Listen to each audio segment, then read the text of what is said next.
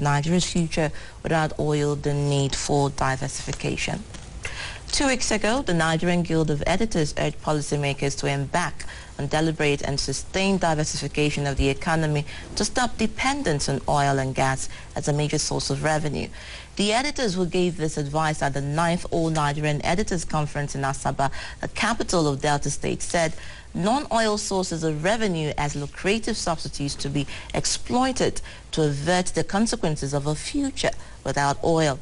The communique issued at the end of the conference suggested that financial institutions and funding agencies should provide increased funding to agriculture as well as small and medium enterprise with a need to add value to oil and gas resources through, of course, production of byproducts for local consumption and export. Coincidentally, the focus of the ongoing 19th National Economic Summit is growing agriculture as business to diversify Nigeria's economy. The two events coming back to back indicate that there is a growing concern to diversify the economy, and agriculture has been identified as a major driver of such a project, thereby providing jobs and infrastructure. That is why one of our talking points this Thursday is on how to diversify the economy, and I'm joined in the studio here by Ogbonnaya, Country Director, Nigeria International Institute for Investment Promotion. You're welcome. Yeah, it's good to have you again. And we also have Agu Ojukwu, Int'l Chief Economic Advisor to the government of Abia State and a Strategic Management Consultant. You're welcome. Thank you very much. All right, I'll start with you, Ogbonnaya.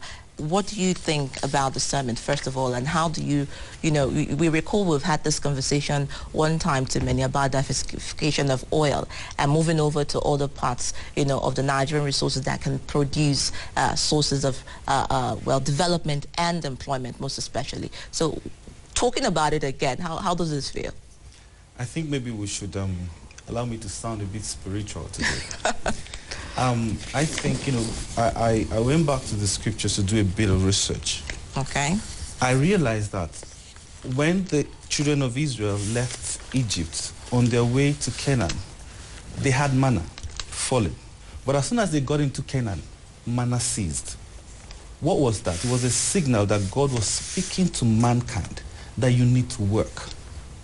Now, for me, oil is like manna to Nigeria.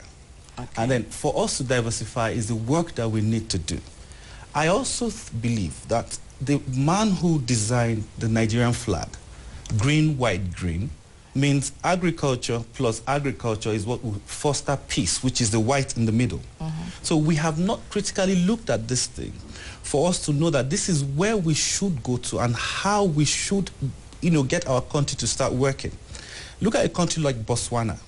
With the diamond, with the enormous diamond that they have, all they have done is beef actually contributes to their GDP. Export of beef export, is one of the things that contribute to their GDP. So as a country, we must begin to look at this thing. And then every other person speaking the same language. And I want to appreciate the executive governor of Delta State, because he's been like the Noah. God gave this, this thing about talking about the ark, as in there must, Delta without oil. He's been singing this thing like a song to everybody, and now everybody's beginning to catch the fire. So I am not surprised that the Economic Summit is talking about it.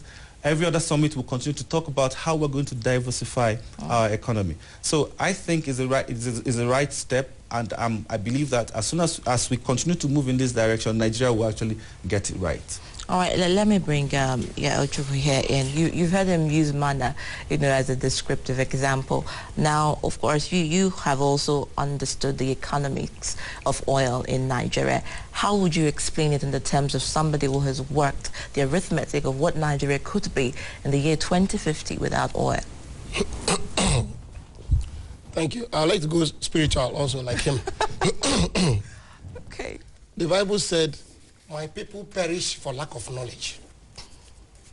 Nigerians we are actually guessing in most things that we do in this country. And as long as we keep guessing, we'll never get anywhere. Now, it is not just knowledge of religious things. It's knowledge of how things should occur. If you don't know how anything can occur, you can put all the effort in the world, go in the wrong direction, and not arrive anywhere. This is not the first time Nigeria has been talking about diversification. It has always been there. But it remains a slogan. What we now need to do is to get out of the sloganarian and into action. So, well, in those days when Obasanjo was in office, some of us brought programs to him. I brought a program to him on how to diversify the economy using the oil palm. And I did this through Pius Anyem, who introduced me to the government and so on. And we actually started some activity. But the same president that was supposed to push this thing ended up politicizing most things, and I withdrew my services. So now, that was in 2002. How many years after? We are going back to talk about diversification. That's why last time on this program, I said the people in power know less than the people that are supposed to lead. Because I said it, if your learning is not greater than the rate of change, you can't influence it. What we are busy talking about is the same old things. Listen to what's been discussed in the Nigerian Economic Summit. It's still the same old things. How crops were distributed to farmers and so on. It has always been distributed to farmers. We need to go beyond that. And I tell you, some things that we do, or the governors do, are populist in nature, but they are not developmental. You hear some, like the governor of Imo State, he said he made a policy that every school child must plant one palm tree. If every school child plants, well, first of all, if you give a school child a palm tree to go and plant, he lives in the town. He will carry it to his house and dump it by the side of the building. There's no way to plant it. You leave people who have the land to do commercial agriculture. You can't give it to school children. You say it's a policy. It's populist, quite all right, but it doesn't lead anywhere. And nobody can go back to tend one palm tree. You can only abandon what you are doing and face agriculture as a business if it can sustain you and give you the platform to rise beyond certain economic needs. All right. Let me bring Ogbonnaya in here. George Bernard Shaw said that the love of economy is the root of all virtue. And when you explain that, sometimes you understand that there are certain people who are just technocrats who do not understand the arithmetic or the economics of running a country's government. And when I say that, you look at the government of Sudan and South Sudan, and of course the oil saga that just happened and the lifting of, of the ban, that they can also continue to lift oil. Imagine if they are not able to do that, what would happen to the economy, or South Sudan. So you find out that government needs to also understand its role in putting the right people at the right places, to also harness that brings the resources that we have as a country, because a lot of people say that it is lacking in that area. Yeah, I think, yeah, what you're saying is very right, because most of the time, like I use the solid mineral sector as an example. We have never had like a minister who can actually bring out the best out of that particular sector. I say that because I have worked in the mining sector. I have a background in geology. And when you have ministries and upon ministers or ministers who don't even have a clue, I think the present minister of solid minerals, I think the closest he should come from his background to solid mineral is actually when we're talking about granite, or probably in his bill of quantity as an architect. Now, coming to the nitty-gritty of how we can actually commercialize our solid mineral sector, I don't think he should. Okay, people will say, get the experts to do it. I was looking at their budget, and this year, for promotion alone, all they have is just 16 million naira for promotion solid mineral. That's a joke. It's a big joke. So I think there must be a conscious effort for us to put the right people in the right position to actually activate or get these activities to start working. I also see, I want to say this. The present government, they are doing quite a lot, but not enough. When I say that, it's because I use an illustration when I'm talking with my friends. I say, when you bring someone like, I say that our nation, we have not been fair to the coordinating minister. Why? Because it's like a football match. We're playing against Argentina today. You bring Okocha to come and play. Now, Okocha is a footballer. He will play well. But at this time, if you bring him to play with Lionel Messi and all of them people, he will not pass anywhere. So for me, it has to go beyond those CVs that we keep reading and come back to practical things that can actually transform this nation. Look at UWIN, for example. In the next 5 years, from their projection, UWIN can only employ 120,000 people. So what is that compared to 30 million people who need work? So what I'm saying is we need to liberalize. We need to stop talking about individuals. We need to get people, everybody's hand must be on deck. Now, there is a major challenge which I will keep shouting every time I find the opportunity. Until you create a venture capital system that works in this country, there's no way SMEs will work, there's no way agriculture will work, because you bring out 220 billion naira and you say it's for SME development, for funding. The conditions are there. I can't get money from Bank of Industry. I consult for a lot of organizations. You can't get money unless you have your own equity, which is also always the problem. Collateral is the second issue. You must have your own equity, which is always the issue. Where will people get their own equity from? Where are these people with good ideas? How would they get the equity? So that is what the venture capital or angel funds should solve, and which is what I think that we should be looking at as something that has to drive it. It just puts the economy on D, so that everything begins to move on their own. Because as soon as you solve power issue, these are issues that will rear out immediately, because we can't have like 5 barber shop on a street, because these are things that will definitely happen. Because every other person begins to go to a particular area that have been in existence. We need to look at other areas that will help build our economy. All right, let me bring Agu. You talked about agriculture, a lot, and as a sector that could actually also help boost, Nigerian resources. And I remember Bill Gates saying that innovations for small stakeholders in farming will be the way to go, because they understand the secondary atmosphere of where they are and will be able to integrate what they know to what they can get and put food security at the helm of their affairs. Now, when you look at food security, look at agriculture, look at oil, one would think that the first thing that comes to mind is to feed the nation. How else can we look at diversification from agriculture? You see, that's why I said we've talked a lot about the need. What has been missing is the process of getting it done. That's what has been missing. Okay. Otherwise, we keep talking about the need. Now, the essence of diversification is to remove your economy from risk. It's just, and diversification, everybody, even a private company, should diversify. How do you diversify? By having more income streams. Simple as that. Create other avenues of making money, so that if this fails, you have that. If you have a shop, if you sell only milk, when people want sugar and you have only milk, you can't sell. So you have to stock this, stock that, stock all complementary goods, so that if they miss this one, they take the other one from your shop. Even if you don't have that, you can now direct them to the next place they will go. But let them get something off you. That's what is important. Diversification is to remove your economy from risk. Right now, we're in very great risk. And I must tell you, if you watch what's happening in the States now, they come for federation account, they go back with almost nothing. And very soon, all these small countries that have found oil, they're giving Shell and Co. very good incentives to come. And now they can boast to us, they are ready to leave if we don't know how we manage the situation. So now coming back to this diversification thing, when you want to diversify, when you're at risk, you start looking for especially agricultural crops that can give you the highest mileage. And I can tell you, in this country today, the crop we can start with quickly is oil palm. Why? Because it's grown all over the country. Secondly, it does not need NEPA. I heard Mr. President saying, we can all agree with him that once industry can work without power.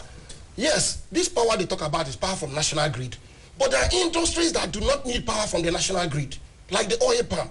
Any place you have an oil palm establishment, remember, they cannot be located in the town. They are located in the villages, rural area.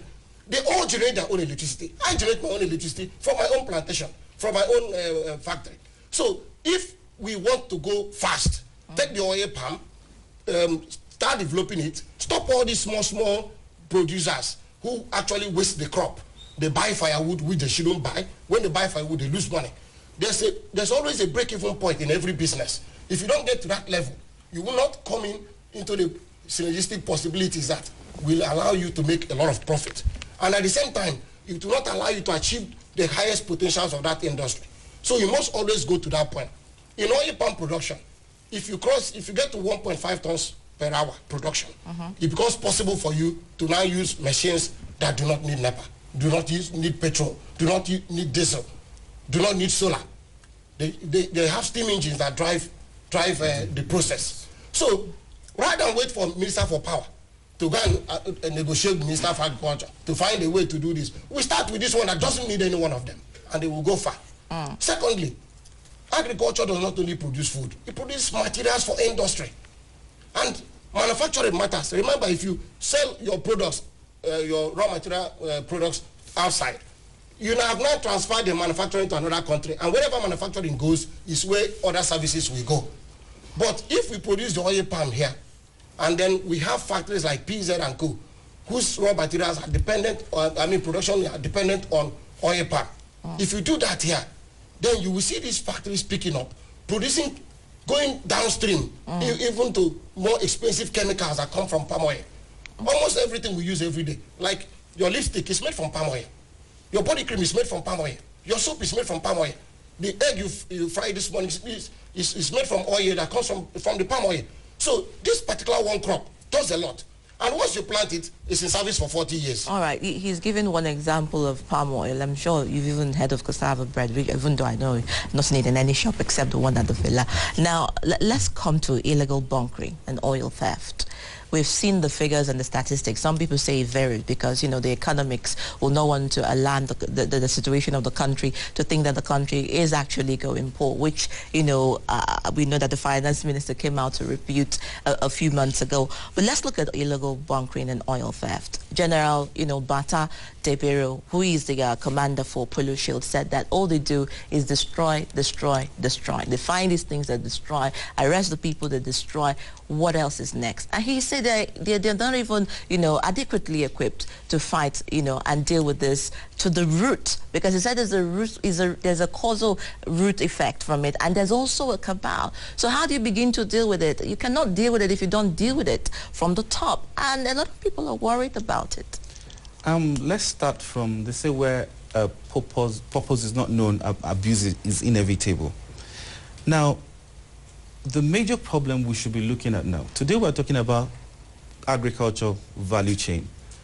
The oil that we have been doing for the past 20, how many years we've been, you know, drilling oil, what about the value chain in the oil and gas sector? Every day, trains of our liquefied gas going out to other countries to go there, turn to petrochemicals and come back to Nigeria. So we have not even done the oil business to its fullest. That's why you see things like this happening in Nigeria. You know, a lot of people, there's this saying, you know, this saying that money, an idle mind is the devil's workshop.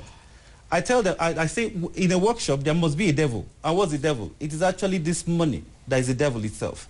So when you keep an idle money, is the devil's workshop. And what is equivalent to money? Oil and gas is equivalent to money. So it is idle oil and gas that would be the devil itself. So what we have been doing is, every day you will hear people, because we're not making use of this oil as much as we should. We're still importing petroleum products. So what do you expect? And the way they talk about this oil theft, as if you're talking about diamond, as if you're picking diamond and putting it in your pocket. There's no ship, there's no economically viable ship that can carry 2 million barrels of oil. That is not feasible. What about the satellites? What are the satellites doing? Can they trace the satellites? Us going to the parliament in the United Kingdom to go and tell them to help us. I think anytime we leave, they will say, look at these fools. I think that's how they see us. Because what about using the satellites to track where these ships go to and how they are being, where they go and, you know, discharge this oil. So this oil theft thing, as far as I'm concerned, whether it's a cabal or not, is just a shame on our country, and we should stop going outside this country to go and talk about it. We should deal with it here, because it is not a difficult thing. If the Navy or the police or whoever it is that is in charge, if they are not well equipped, please, they should equip them and stop going around the world begging people to stop buying crude oil that is stolen. All right, now you said about begging in vain, which is what I actually understand. Yesterday, it was one of the lead subjects in some of the national dailies, and I remember asking the analyst, and he said, you know, it was a holistic affair from the Ministry of the Petroleum Resources and the Nigerian Navy, the customs even, and even the people in the communities. Now, when you look at the role of the Ministry of Petroleum here, how do you think they can actually give, you know, awareness and orientation? Because it's not enough to say we are fighting oil theft. It's not enough to say people are vandalized. It's not enough to come out and say this is so much statistics that has been lost in oil. What is their role in this?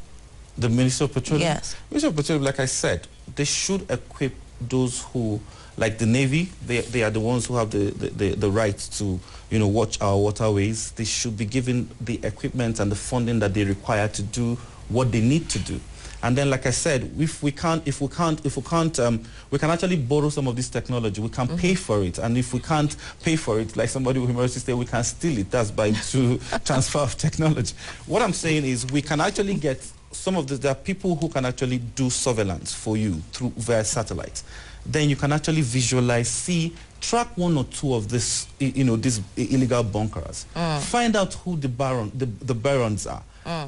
You know, nip this thing on the board, not, you know, this rhetorics of every time we are going to presentations and all of that. I think the role of the ministry, of the petroleum ministry, they should come together with the Navy and then the other security agencies, and then they begin to, because, I mean, a local villager who is, you know, vandalizing a pipeline, a crude oil pipeline, what's he going to do with it? He has somebody who needs this thing outside. So it's a cartel, yes, but I mean, you can actually trace, you can find who the cartel is if they want to find who they are.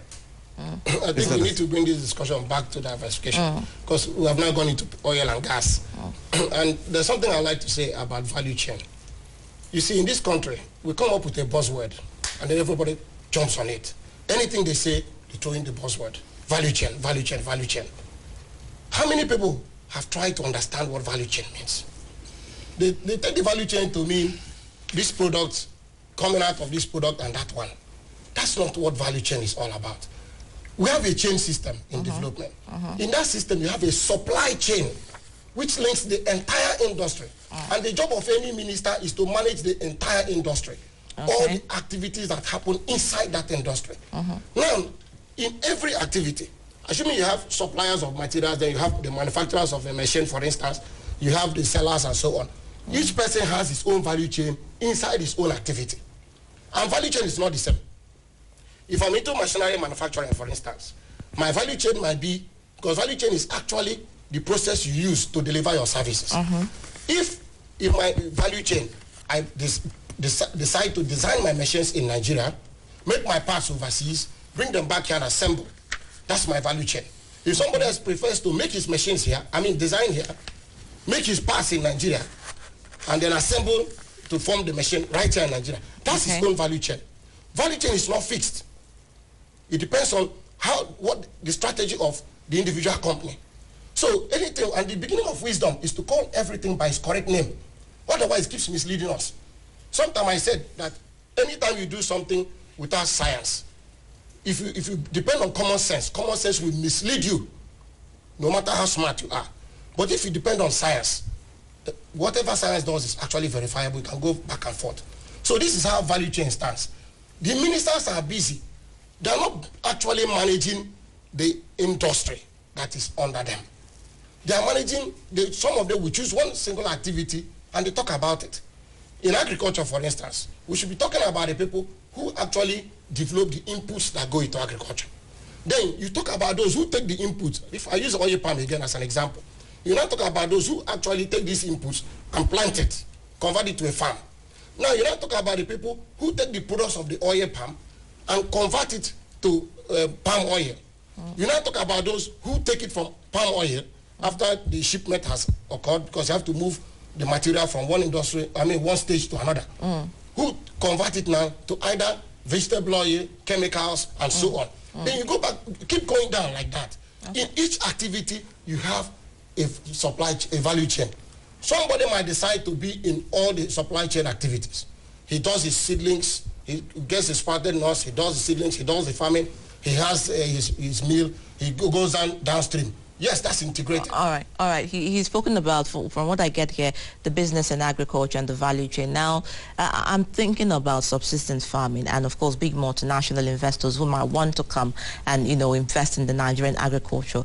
Will they be encouraged to come and invest if farming is still left at this, agriculture is still left to subsistence farming? Because that seems to be also another, bane of thought for economists around the world for Nigeria. Let's go back to history a bit. In 1880, Jaja Ojukwu, did his first shipment of palm oil to Birmingham. Now, because of him being, he used to be a middleman. Then because of him being the arrowhead, he had other people. So he had planters, he had people who used to harvest, and he had people who now replaced him as a middleman, who used to bring this palm produce to him before he did the export. Now, what I'm saying, before him, we had the British companies who were they were the ones doing this business. Now, yes, foreign direct investment can come in, but there was something that was in existence then, which was we had a solid transport system that was being manned by people like Ojukwu, the Ojukwu's father, that's the general's father. He was one of the people who were into transportation. So it was easy for you to move the goods to where the point where Jaja Ojukwu could buy it from you and then export. Now, my point is the infrastructure, the transport system, is a holistic thing that must be captured and taken care of and make sure they're working before you can actually see people who are, investors are serious-minded people. When I say they're serious-minded, because they're thinking about profit. And if you're telling them to go into areas where they can't see the beginning and the end, they won't go into it. Because it's the same thing we're facing in solid mineral sector. Because we don't even have data that can actually show us how economically viable some of these mineral resources that we have, where they exist. Yes. The gold, the tantalite, the barite, and all of that. We don't even have those kind of information. All right. So our agricultural sector would actually go places if we have a lot of more information and most of this infrastructure put in place. Thank you so much, Ogbonnaya. I'm definitely sure that this is an ongoing issue. I also understand that the president also spoke about it some days ago, that abandoning agriculture for oil, we will have to pay a huge price for it sometime very near in the future, and urging everyone to, of course, involve in the sector. Thank you, Agu Ojukwu. We've talked about palm oil. I'm sure the nation has had clearly enough how we need to actually look at all the sources of production for oil. He's the erstwhile Chief Economic Advisor to the government of Abia.